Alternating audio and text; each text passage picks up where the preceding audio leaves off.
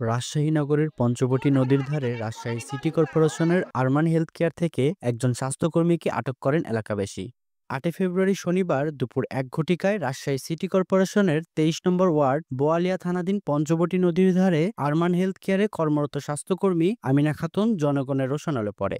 ফেসবুকে শেখ হাসিনার পোস্টে নেত্রী আমরা আপনার পাশে আছি থাকবো জয় বাংলা স্লোগানেরও কমেন্ট পাওয়া যায়। ওনার পুলিশ ব্যবস্থা নেবে ওনার উনি এখনো জয় বাংলা বলছে, উনি এখনো ভালোবাসে খারুজ্জামান লিওনকে।